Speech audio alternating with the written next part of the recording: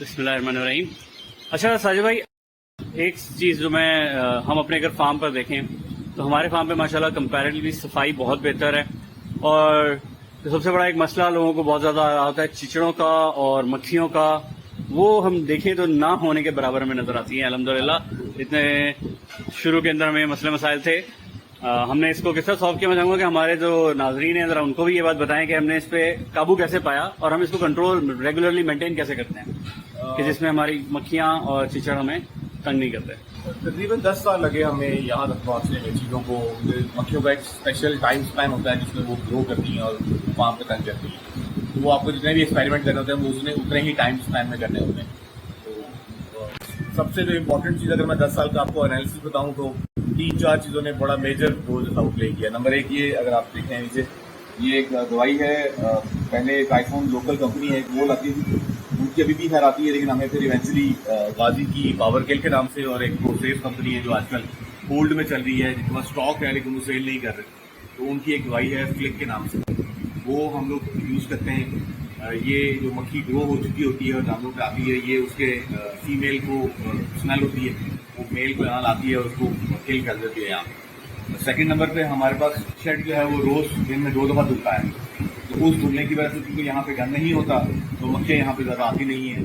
गोबर का जो सिस्टम है वो हमने यहाँ से तकरीबन कोई 700-800 मीटर फीट दूर जो है वो उसको रखा हुआ है, और हम फ्रीक्वेंटली हर दूसरे दिन या हर डेली 2 दफ़ा कंसेक्यूटिवली 2 दिन का गैप देके, वो डिपेंडिंग ऑन की क्या ग्रोथ आ रही है हमारे पास, तो हम वहाँ पे स्प्रे जो है वो मारते हैं, कोई भी अच्छा जो साइपरमेथ्रिन या डाटामेथ्रिन जहाँ पे आप अपना वेस्ट डाल रहे हैं वहाँ पे, क्योंकि मक्खी की जो सारी पैदाइश है वो उस गोबर पे होती है, तो यहाँ नहीं होती, वो गोबर पे पैदा होगी और यहाँ पे आएगी। अब तो मैंने इस पर रिसर्च करी तो पता चला कि मक्खी की जो टोटल लाइफ है वो 25 दिन की है। 25 दिन में से वो 15 दिन में जाके ब्रीड शुरू करती है और 10 दिन टोटल ब्रीड करती है। लेकिन जो हैरानकुन चीज़ थी वो ये थी कि वो एक दिन में 500 अंडे देती है।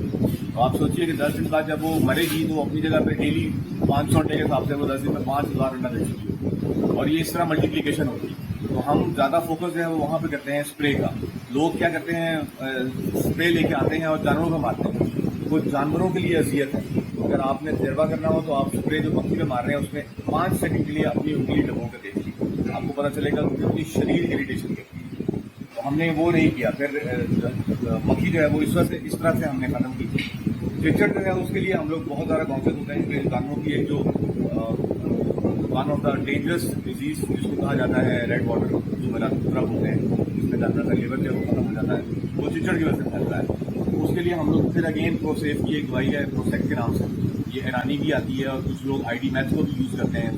वो कमर के ऊपर ड्रॉप डाल दिए जाते हैं, वो वहाँ से बॉडी जो है वो ऑटोमेटिकली उसको ट्रेन करती है। एवरमेक्टिन इसके लिए बहुत अच्छा है, लेकिन उसका प्रॉब्लम ये है कि वो प्रेगनेंसी सेफ नहीं है।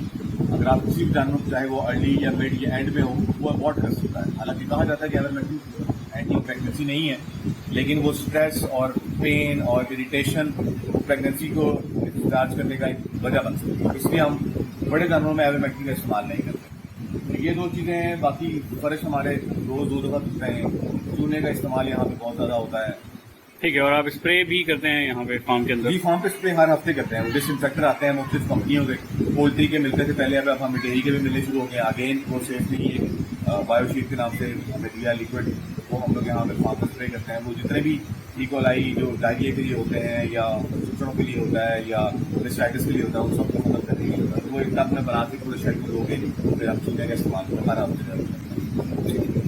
तो बेसिकली अगर मैं सिर्फ एक बात करूँ कि एक तो हमें सफाई का ख्याल रखना है, और दूसरा कि जानवरों को डिस्टर्ब किए बगैर हमें जो वेस्ट है उसको सेपरेट रखना है, और वेस्ट के ऊपर जो है मक्खियों को कंट्रोल करने के लिए आपने जो बताया कि हमें वेस्ट पे स्प्रे करना है। जी, स्प्रे वेस्ट पे करना चाहिए। स्प्रे हम जानवरों पे कर देते हैं कि यहाँ मक्खी बैठेगी तो वो मर जाएगी। मक्खी नहीं बैठती, वो सबसे रेजिस्टेंट बग है।